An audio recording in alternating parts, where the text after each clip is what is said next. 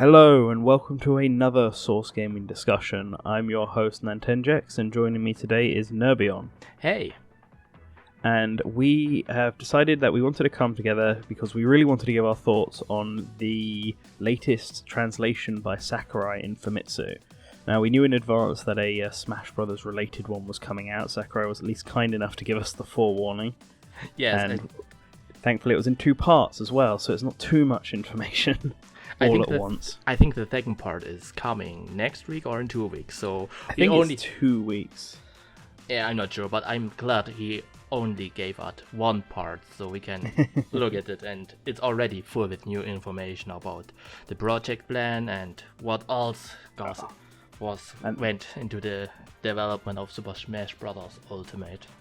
Yeah, and this is always the sort of information that I find the most interesting about speculation. I mean, me and Push did a video together talking about when we thought the project plan might be finished, and we were incorrect on our assumptions. Well, actually, I should specify that we were debating, was it a port, was it not a port, was it, was it this? And the translation seems to imply that it was never planned as a port. Not really. It was, Sakurai emphasized, and there was even a job listing from Bandai Namco about Super Smash Bros. 6. And we can assume that it was planned from the get-go to be a new game and not a deluxe port like Super Mario Kart 8. Yeah, I think the misconception around it being a port is the fact that, and Sakurai mentions this in the translation later on, I'm just kind of jumping ahead now, that the game was always intended to use the same engine as Smash 4, because without doing so, they wouldn't be able to bring back every character. In fact, he says that if it wasn't based on Smash 4 and it was completely from the ground up, like Brawl was, for example, then the roster would probably only be like a third of the size of what it currently is. Which is probably an overstatement, considering Smash for Wii U wasn't like completely based on Brawl. It was also built from the ground up, and they managed to get, while making 2 games, about 50 odd characters in. Yes. But the point still gets across. They wouldn't have been able to it would have either been getting the veterans back, a couple of them, and not loads of newcomers, or just only having 1 or 2 newcomers and no returning veterans. Yes, and I think it makes a lot of sense. I mean, they delivered they spent a lot of time in creating HD assets for the new characters, for the new stages, and throwing them away again would be it would be wasted time. It would be a huge loss. And the new project plan, I think Sakurai mentioned also that the motto or the slogan of the new Smash Bros. Game is everything is here. That like you said, every veteran, every Smash fighter who appeared in a Smash Bros. Game comes together to celebrate the whole, or have the whole package of Super Smash Bros. And it made sense to build upon the Wii U engine, upon the HD assets they built up over the time, and save a little bit time in that regard. Yeah, and I really hope the everything is here mantra that this game is built on isn't just for the veterans. I hope it does extend to the stages and the items, and maybe even the music and trophies, although the trophies would be a bit redonkulous. Well, yeah, trophies and music. Trophy back. Although if we did get the melee trophies back, we would have stuff like Balloon Fight again, and Ayumi, and all those really obscure trophies, so I would be okay with that. Yeah, but music, we have also considered it's also saved everything on a cartridge. Means that they have to save some data. And from current trends of Nintendo, they really want to keep the data very tiny, so they don't have to spend huge amount of money on huge cartridges or having users download a huge amount of gigabyte to get the new Smash Brothers. And I think I also hope we would get every music. I'm kind of really love the Super Smash Bros. Music, but even then, every music from every past game would be very overkill. Yeah, music might be overkill, but I do think this game's going to be on a 32 gig cartridge, because if I recall correctly, like 16 gig is the current standard for Switch, but Smash Bros. 4 Wii U with all the DLC reaches about that already. And the fact that this game has more content than that, and already with more characters, more stages, and the like, and runs at 60 FPS both in handheld and docked, and like looks visually better, and we already know it's getting some new music and stuff. Like, there's no way they're keeping this compressed under 16 gig. Not when Smash for Wii U was already about 14, 15 gigs. So I think this is Sakurai. This is the Smash on the Wii Smash. Sorry, I'm falling over my words. Super Smash Bros. Brawl was a double layered disc, which was more expensive. Yeah, but and done like specifically for Brawl. And about the technical levels of the Switch version, I mean, that's really insane. And but the Wii U version also ran at full HD. Yep. And I think that was one of the main reasons why they decided to use the Wii U engine again, just because it's very. I'm not a coder or programmer, but it seems to be like the engine is robust enough to run on a low spec console. Yeah, and it shows. I mean, Super Smash Bros. Ultimate looks really outstanding, really good. Some might argue it looks awfully familiar to the Wii U version, but I think it still holds up on its own.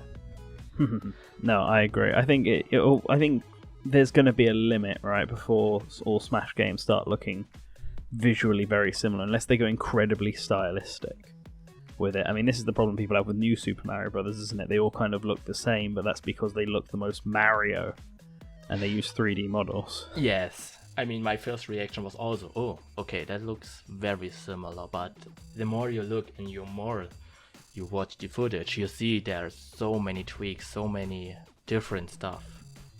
And lots of little gameplay tweaks and stuff, but we can talk about that in a sec, because we've kind of jumped around all over, so we should probably bring it back to the beginning, to what I think is probably the biggest reveal from all this information, and that is that the project plan was finalized in December of 2015, which was when DLC for the game was still being developed for Smash 4, I should specify.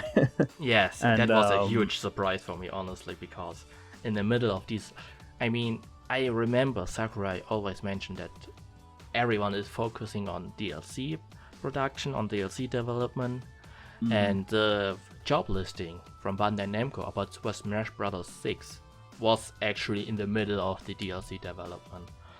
And I thought, okay, that's more future-proofed. So I was really surprised by this news. Yeah.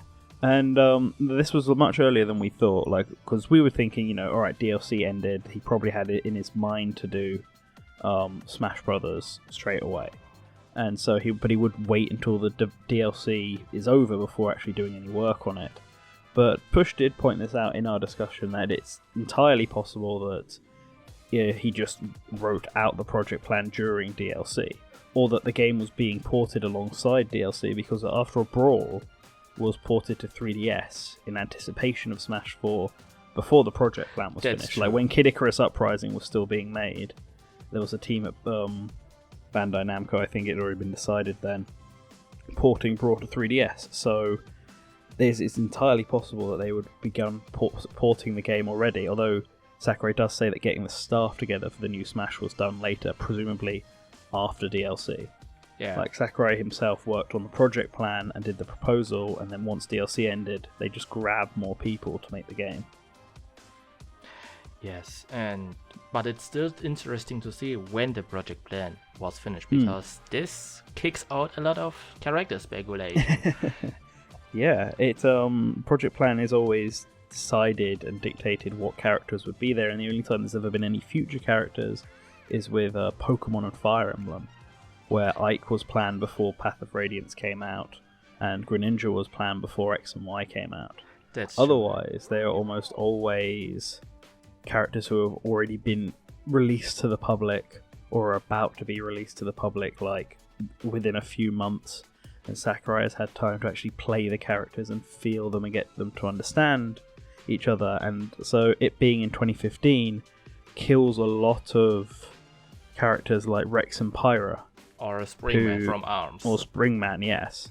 And Springman we'd already gotten hints from the producer that he wasn't going to be in the game, but Rex and Pyra was this big sort of arguing factor amongst fans. I remember because I did the RTC for them, and when I did the RTC, I said that if the project plan was decided late 2016, it might be too early for Rex and Pyra for their designs, and many people jumped at me to say, well, look, the game was conceived in 2014, started development in 2015, and the art book, the official art book, says that Rex and Pyra's designs and concepts were finished July to September 2016, around that time. Yes. So that would have been before the project plan in my theory at that time, because I was saying it would be around September-ish time.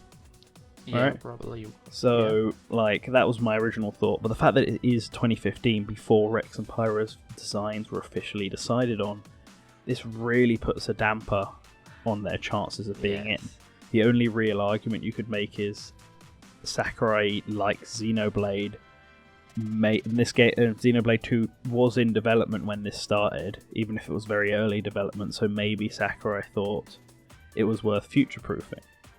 So you might also consider that was also the case for Fire Emblem for Super Smash Bros. Melee with Roy, where he also took an unfinished design of Roy. Yes. And implemented it. And I think that's just my speculation, but I think he wants to avoid a similar situation where he has to get an unfinished design, an unfinalized design from a game. Yeah. And I personally also don't think that Rex and Pyra have, maybe as trophies. Trophies or assist trophies. Oh, yeah. Trophies always can be added later, and so can assist trophies and stages. We have a Mario Odyssey stage, and Mario Odyssey wouldn't have been out for nearly 2 years after this project plan was decided. And stages are often planned very early on and are only changed in development, like with the Kirby's Epic Yarn stage to Woolly World. The stage idea would have been Yarn. Yes. I think that was the idea, the visual style, and so it didn't matter if it was Yoshi or Kirby, that still got across. Yes, and with stages, trophies, you can still rework and adapt to new trends, which you can't do with fully realized fighting characters with hitboxes, balance issues, and such. And this Agreed. Yes, this is what most speculators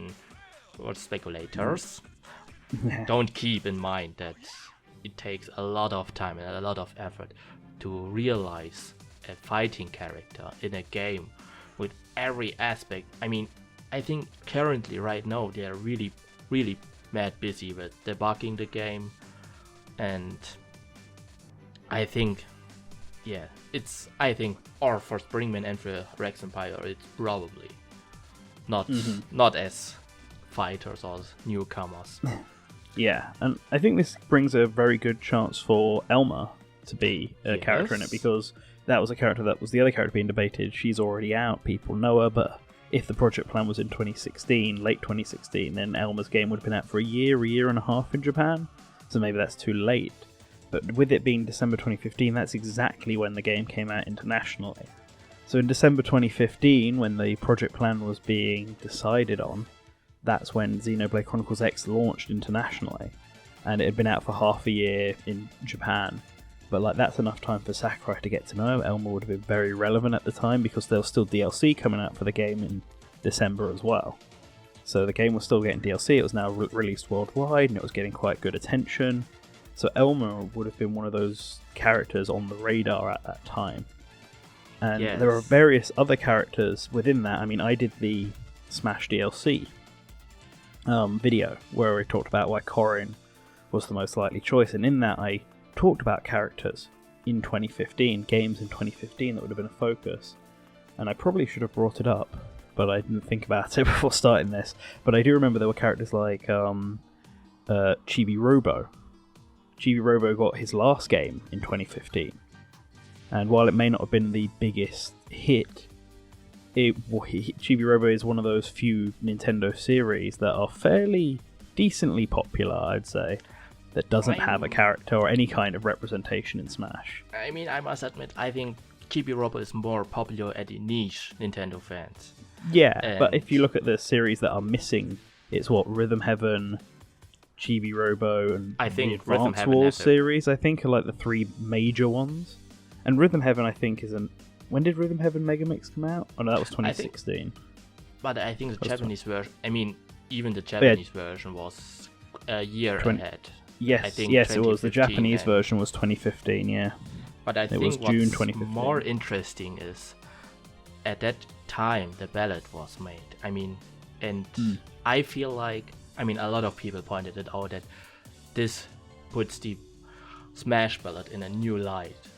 So they don't only ask for newcomers for the Wii U or 3DS version, but also get feedback for the Switch version.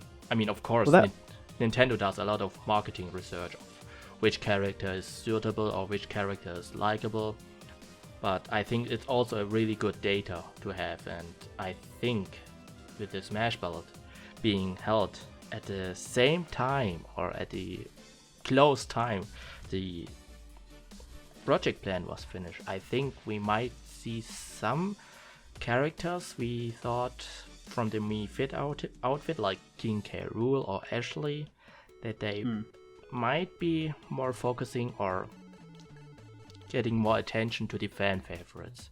We already saw it with Ridley. I think Ridley, I personally really feel that Ridley was put very far off, is really very on top or not on top, but really popular among fans. And even Sakurai in the Treehouse Live segments mentioned that Ridley was included because of fan request. And I personally think this might be more the focus on DLC characters, that they're more paying attention to what the fans requested for all these years and try to make those characters work and add some surprises. Of course, you can't have a Smash Bros without surprises. Well, I think actually that is a good point, because I think it helps to validate the ballot a little more, because I'm pretty convinced personally, it might not be true, but that the ballot was decided, like Bayonetta was picked something like June, right? Yes. Like something quite early on, because it would have to have been, Bayonetta would have had to have had enough time to be developed. It's not like they chose her in October and they had a basically finished version by December when they showed her off. It's like especially with Sakurai, goes on about how long it takes to make characters.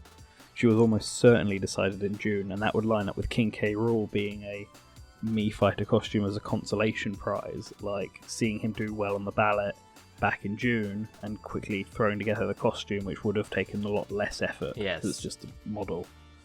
So that's, I think, the good time around it. But then of course the ballot didn't actually end officially until October.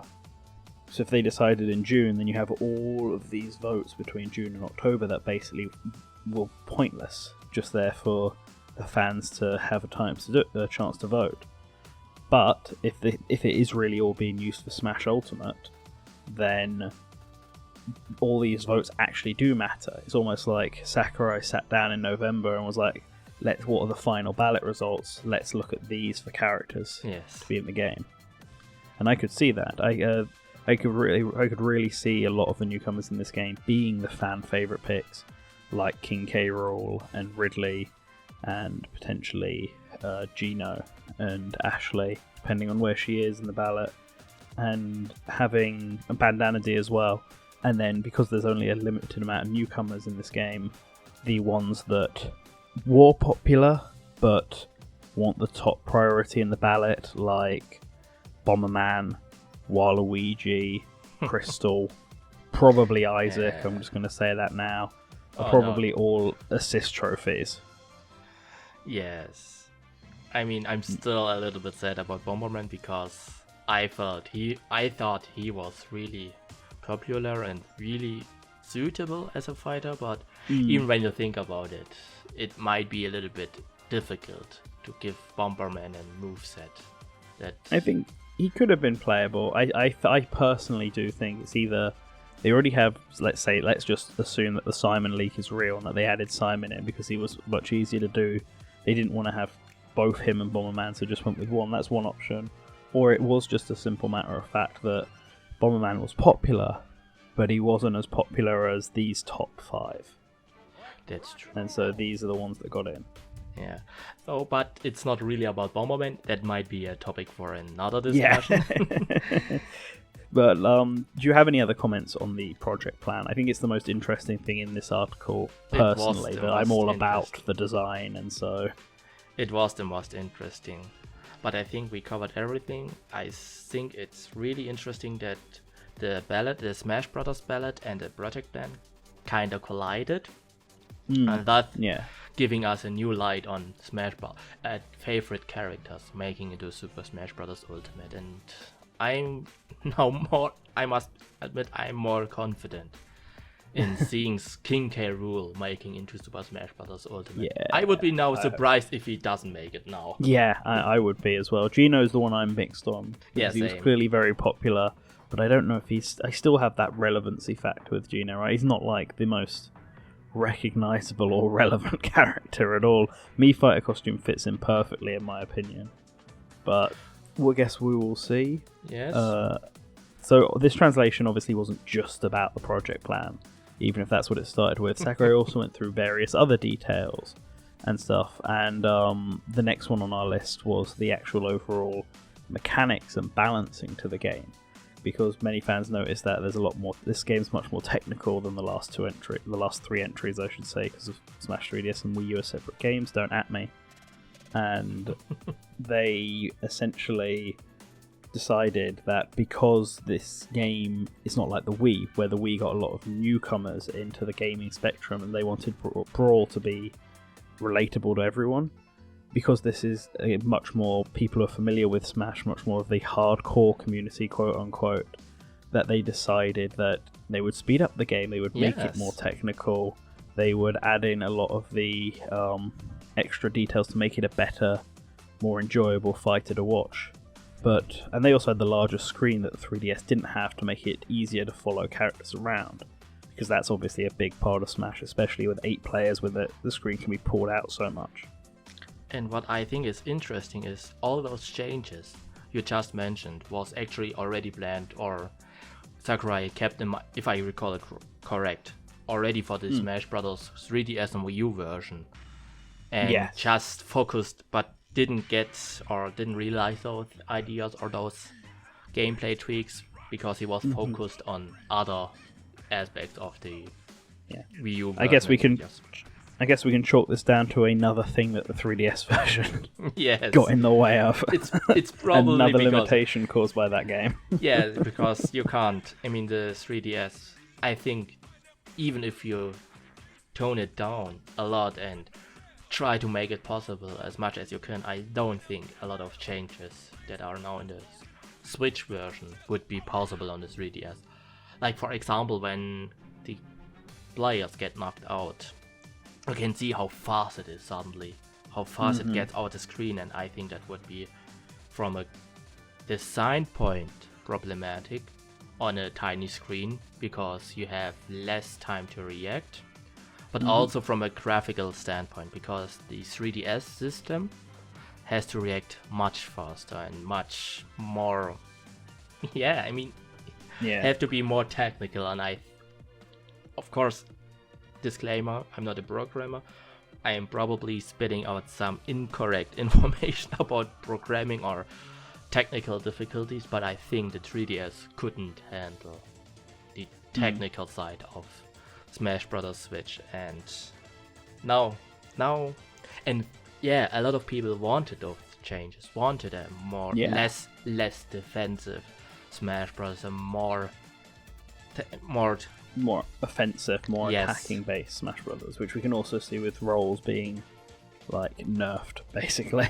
yes, which is lots of dodging, which is great. Yes, which is a very good thing, but he still wanted to make Smash Bros. Ultimate beginner friendly. Yeah, that's a very Sakurai thing to do. Like the infamous story of Sakurai going to the arcade and completely busting out the Street Fighter tech and absolutely slaughtering a couple that have clearly not played the game much and feeling bad about it.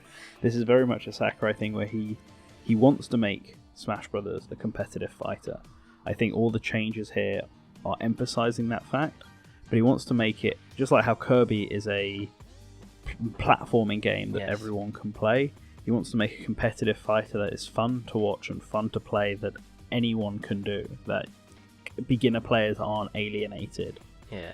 And he's not stupid. He's going to know that the players who spend the most time putting their effort and hours into Smash, like Zero and Mango and all of those players, are going to be still be the best players. But that's anything in life, right? The more hours you put into something, the more practice you put into something, the better you'll be at it. The problem with Melee is that you really had to get down into the nitty-gritty technical stuff, and not everyone could do it or understand it, whereas Smash for Wii U was a lot easier to understand all that technical stuff, and I think Smash Ultimate is going in that direction, making it more competitive, but not so hard that not everyone can compete. Yeah, or overcomplicated, so it's really hard to get people into the competitive scene. But I already saw, already on our Twitter feed, when we tweeted out those translations, we already got some complaints about this is not what they wanted.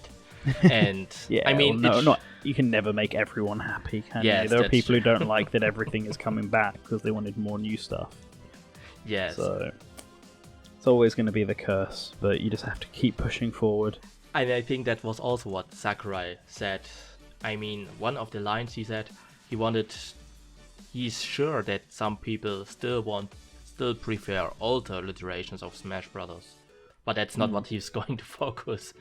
And just going on, that was one of the part. I thought it was funny to even acknowledge that he knows that there's a lot of people just preferring other games.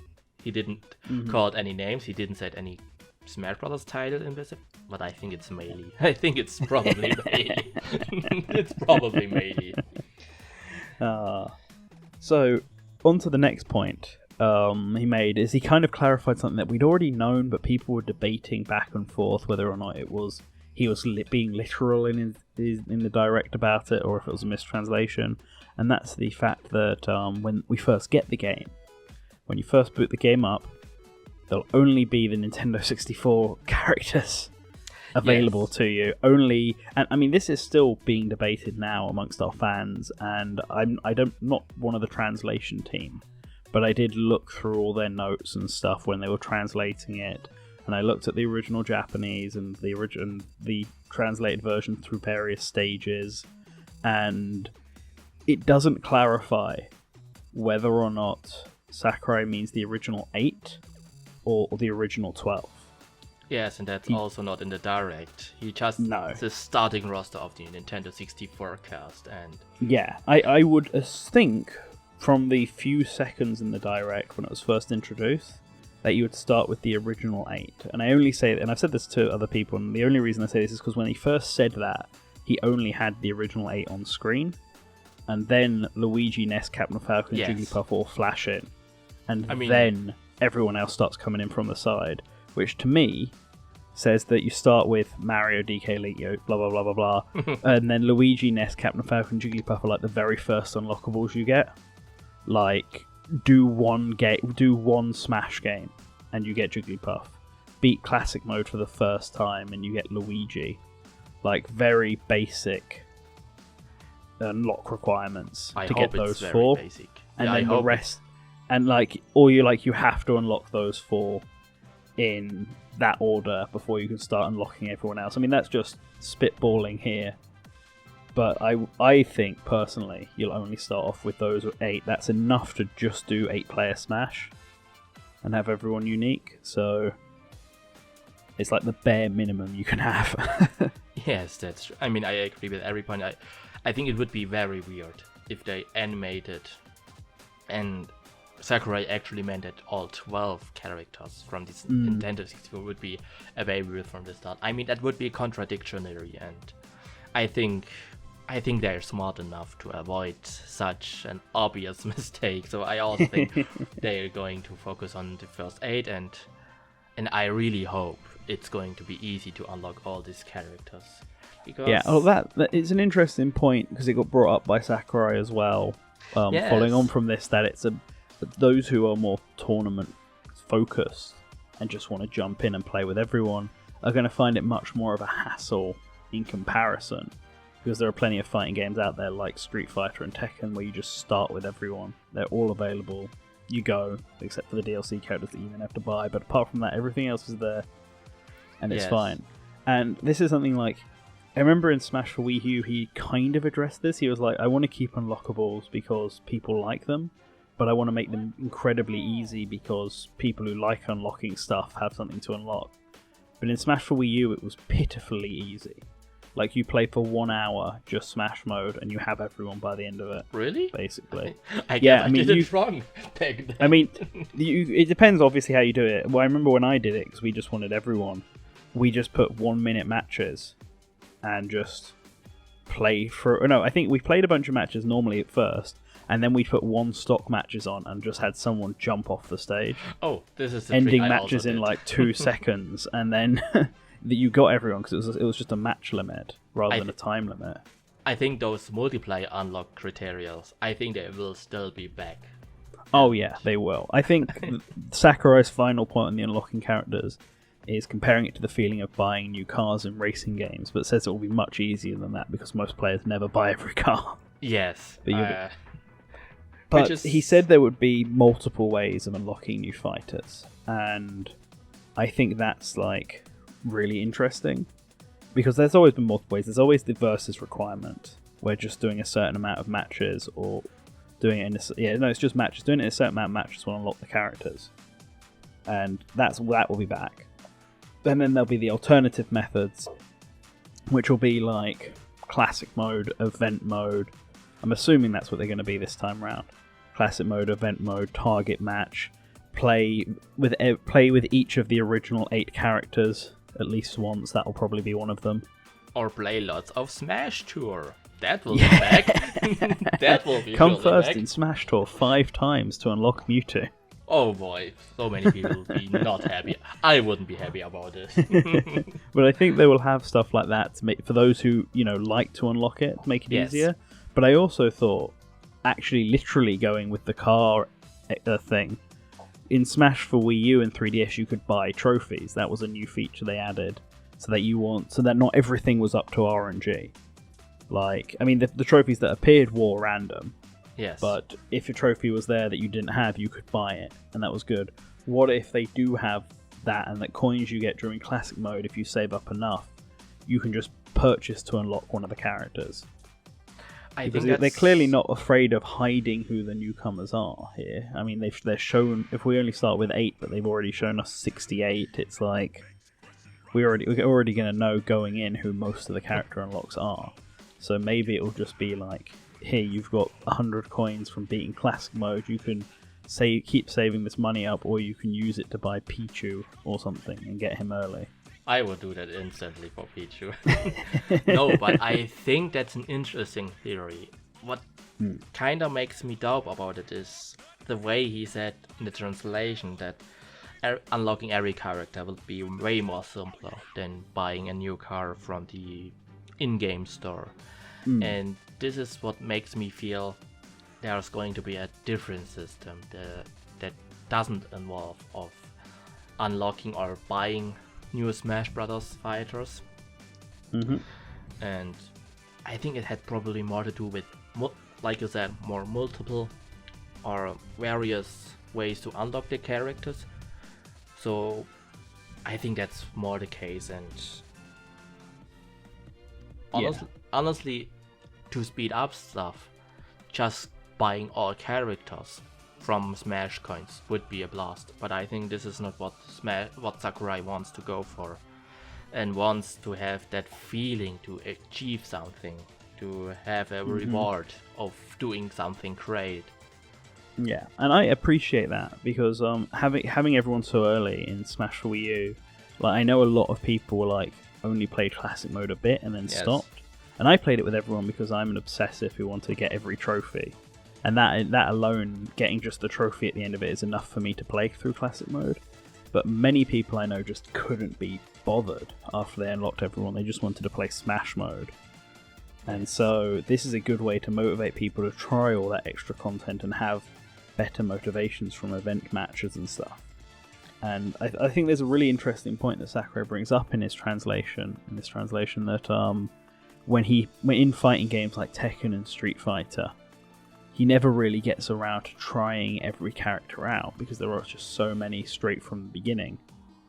and that he plays a few and he picks his favourites and always sticks with them. And that's the same problem. I've got Tekken Tag Tournament 2, and I think it's a very good game. Yes. And that game has something like 60 fighters as well, and I think I've played like 5.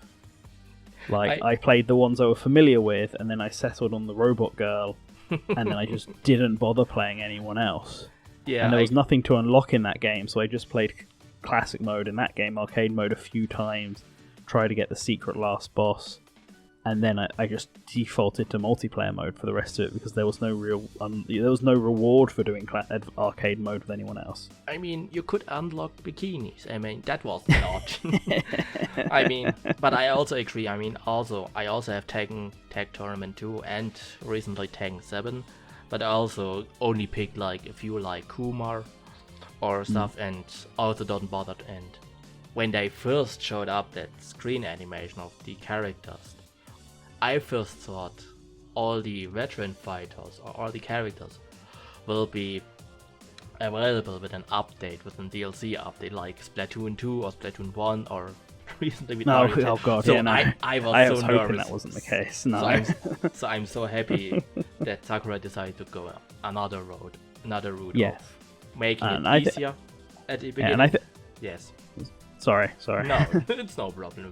It's for us very late, so It is very late here. But yeah, no, I think this is a good way for getting people to try every character. Especially if, like, I could see beating classic mode with Peach is what gets you Daisy, for example. But also get people to try Break the Target if it comes back, or Target Blast even if it comes back.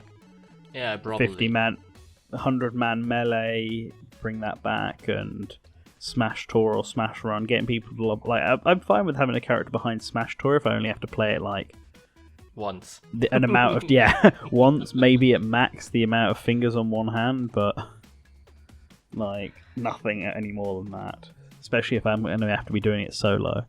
But I think it would be a good time. It'll be good for the first day for me when I'll probably take the day off because it'll be a Friday, and then I can and it's in December, so it's not a very busy month at all.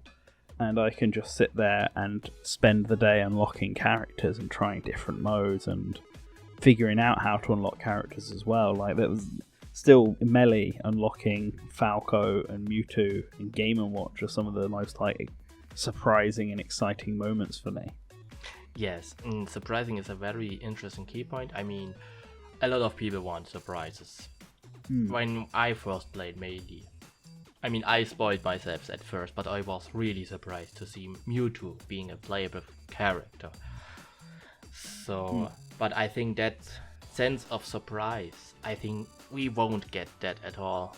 Like, we already know all veterans are coming back. We don't have much to speculate on that aspect. And for newcomers, if the trend of promoting the Smash Brothers game with newcomers to make us more social media presence, to make more trends, or being number one trending, I think we might not get any surprises. Maybe with Echo Fighters. Maybe with Echo Fighters. But here's my thought.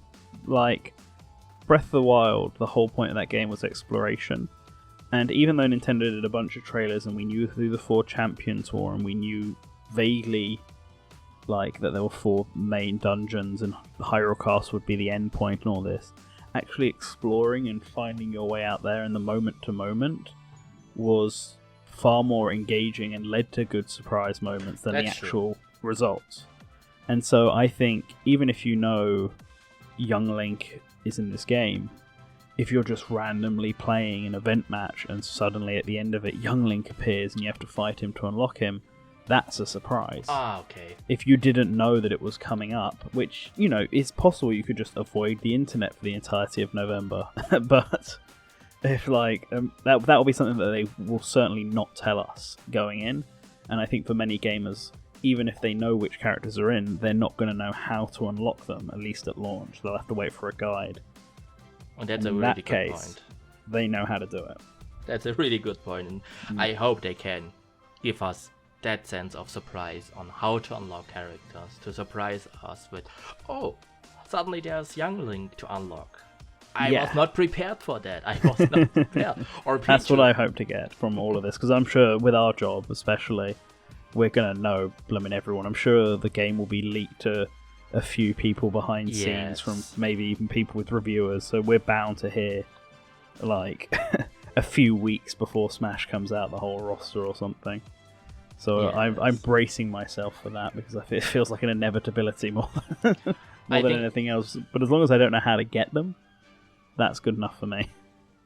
I think I will also try to. I mean, I never thought on this viewpoint, and I think that would be a very interesting way to play Super Smash Bros. If you don't know how to unlock them and get the feeling of popular character joining you, like what Sakurai said in the direct, having feeling that popular character are joining you and not that you are doing some requirements to get this character, but rather have feeling that you're getting joined by a big army of Nintendo characters and Snake and stuff, and I think that might be Snake. Yes, and Snake and other third-party characters. Yes. And Snake's friends. Yeah, Snake and Snake's friends. But I think this is what covers the translation for the most part, if I'm correct. Yeah, there's a few other some more obvious and some more very minor points I wanted to bring up. Stuff like how you now pick the stage before selecting character. Yes. We already knew this. Sakurai goes into a bit more reasoning as to why that is the case, because it allows players who will know what the stage is, and they can pick their characters around that. And in game types where the loser gets to pick, which is a thing that's been in Smash since like Melee, I'm pretty sure. Yes, like, it was definitely in Brawl and Smash 4, and I know a few people were like, "Is this new?" It's not. No, you've probably just never bothered to pick that feature before. I can actually confirm that it was already in Melee, because I was always one who lost all of the time. No. So yeah, but I got a revenge by just picking the Ice Climber stage, so I got it back. Yeah. And then there's every stage will have both an Omega and Battlefield form, so gamers can play on whatever. Like, if they don't like the hazards and don't even like the hazardless version, they can just play on Battlefield. Yes. With music. So that's confirmed to be back. And then obviously the amount of stages, music, and items in this game is greater than any other game before it, which kind of goes back to the conversation we started this with. Yes. In that this game is going to be naturally bigger than Smash 4 Wii U was. Everything is back. Hopefully. Yeah. Although I find it interesting. Yeah, I reckon every stage will be back. Miiverse is the one I'm not sure about, but they could bring it back if they really wanted to and just have pre-made drawings in the background. There's nothing to stop them from doing that. They already had a feature like that in Smash for Wii U, but it does. The purpose of the stage is gone without Miiverse, so I can also see them not bothering. Yes. But I found what was interesting with the final comment is that all stages and items were remade from scratch and improved in some areas to make them, I guess, more balanced or better. So stages like Frigate Orphean don't just fling you half a mile when it spins around. Or like Congo Falls from Melee, which got a really big visual overhaul. And this also does confirm, because many people were wondering, that the Nintendo 64 stages have been it's not laziness, they've just purposely remade them to look like the Nintendo 64 stages. Yeah, also the pixel art. Because many were like, having the pixel art back and stuff like that for it, rather than relying on 3D models to capture that nostalgia feeling. Exactly. And I do wonder if every character has to be unlocked, and you just start off with the 64 ones. I wonder if they'd do the same thing for stages. Do you think you'd only start with the Nintendo 64 stages and you'd have to unlock the rest of them as well? I mean, the issue with Nintendo 64 stages is that they rely on nostalgia. This is not something that lacks Mario or Link, because they're all ready to go. They're fully realized characters that doesn't rely on the nostalgic feeling. And I think this won't be applied to stages. Yeah, I can see that, but I think there will be unlockable stages, obviously. Yes, of course. I mean, so many stages, you get very quickly overwhelmed, and I think we will see tiny selection of stages, and you work around, and it's might be very similar to characters. Stages join you. Yeah, stages will be more available, and you'll get a feeling that the game gets bigger the better you are. So yes, agreed. And alright, the very, very, very last point that's just I brought it up now because I've seen a lot of people comment on it, is that Zelda's new design is apparently based on A Link to the Past and not A Link Between Worlds. And this has been debated a lot about whether or not it was a mistranslation on our part or if Sakurai's mixed up, and it's not a mistranslation on our part. No, absolutely not. But it is a big debate because we saw the picture. Someone on Twitter already came out and was like, Zelda is the Link to the Past version, not a Link Between Worlds version, and compared the two. And he's right. A lot of Zelda's dress, her anklets, her the things on her wrists, the shoulder pads and all stuff like this, they were all from the beads around her neck. They're all from A Link to the Past and aren't in A Link Between Worlds, or they're different size in A Link Between Worlds. However, the hair that Zelda has is based on the A Link Between Worlds one, because in the A Link to the Past one, the crown actually goes over her bangs. Yes. And stuff and makes it flat. And also the Triforce on her dress is red in A Link to the Past, whereas it's gold, like it is here in A Link Between Worlds. And it's not a mistranslation. I think we've talked about this amongst ourselves, but in Japan, A Link Between Worlds is called A Link to the Past 2. Yes, or Goddess of Triforces 2. And this is what I wanted to bring up, because in the Famitsu column, it was really not. There was no 2. There was no implication that it was based on the sequel. Of course, they're based on both designs, which is a good thing. A good thing. Design. Get the best parts of both designs, and you can see how well this works. And I think too many.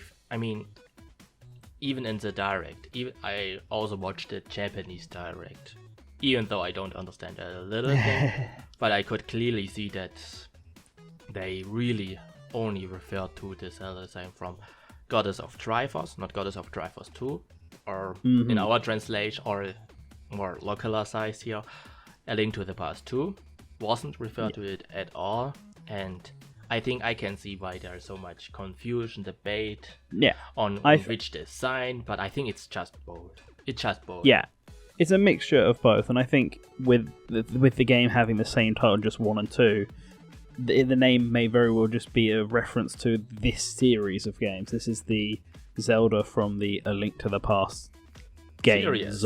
Yes. The Link to the Past series. Or there's always the possibility that somewhere in the notes when translating the direct, someone accidentally put a 2 or misread something with a 2, or they just decided, well, most gamers nowadays will know A Link Between Worlds because that's the modern one, and they basically look the same. I mean, so we'll just say A Link Between Worlds. I mean, if you compare Nintendo of UK's version of the direct and Nintendo of America's version of the direct, you can see translation differences, and I think that happens all the time. And it's better not to get too confused about this. No. I don't think it was a mistake or anything like that. I think there was just a genuine.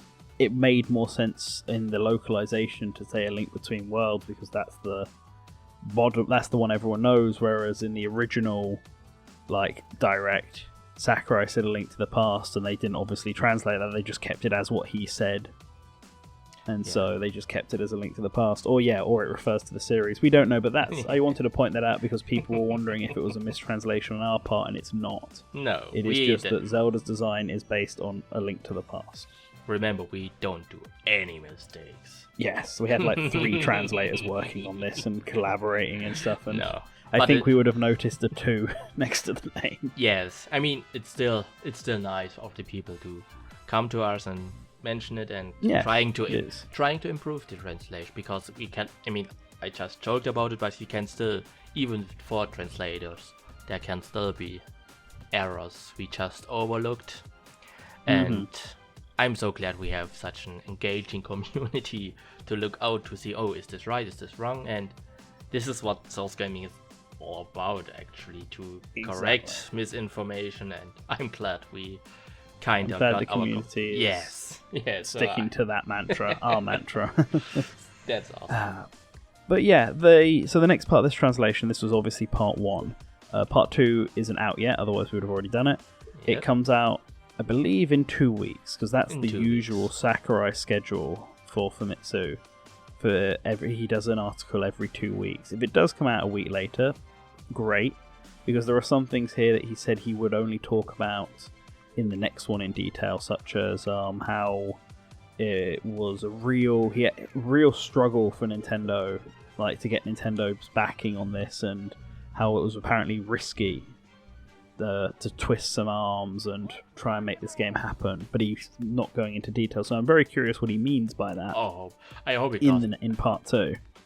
I mean, I hope he doesn't say that's other stuff, like stuff we won't ever get, like what he said about Banjo-Kazooie and James Bond back then. Yeah, no, I am curious what it was. It might just simply refer to the fact that they might need to pay money to use some of the guest characters, and he really wanted to make sure that Cloud and Snake and everyone came back, and obviously that means Nintendo spending more money to get these characters. Yes. And it might even include stuff like Bomberman. Like Nintendo might have been like, well, do we really need Bomberman Assist Trophy? And Sakurai's like, yes, give me the money for it. Like it could be simply stuff like that, but I guess we'll find out in part 2, which will be less than a month away, probably 2 weeks if we're lucky. We'll return then to discuss about it. So, Nobion, do you have any final thoughts before I do the end card? No, I think we are pretty much set up, and I think it was a really interesting column. Even though some would argue it was non-news, I think it was really important to to have at least the exact information about the project plan when it was really finalized. I mean, that was, in my opinion, the most important aspect of the information. But also throwing some bones to the competitive scene to tell them, yeah, we are improving the speed. We are looking for players, if they are not active at the time, that the speed is increased, that the flow doesn't get interrupted. And I think this is the feeling what I got from the column, is that Sakurai wants to please fan requests, and that I don't want to say demands, because that sounds like he has to follow that rule. No, but he wants to please every possible fan in all his might. I mean, you can already see with all the veterans being back, not a single one got cut. And I think it made the feeling of Smash Bros. Ultimate being a fan letter of wish, or a big thank you for sticking to the franchise for so long to the fans. Agreed. Alright, well, that was a very nice closing comment. There we are. Oh, thanks. I'm usually very bad at this stuff. Like that. Don't say that. But let's rush into the end card, because it's very late now. Yes, and we talked almost an hour. So... Yes. So, thank you everyone who has stuck through and listened to this. Let me know what your thoughts were on the translation, what you found was the most interesting parts, what you think this new project plan date says for a lot of favourite characters, and a lot of characters people might not have been expecting. I want to give a special shout out to all of our patrons, who you can see on the left here. In particular, our super patron, the Duke of Dorks, who's a link to his translation. His channel is in the description. Too many translations today. Yes, we did a lot. Go and check him out, and then always remember to come back and return to the source. Bye.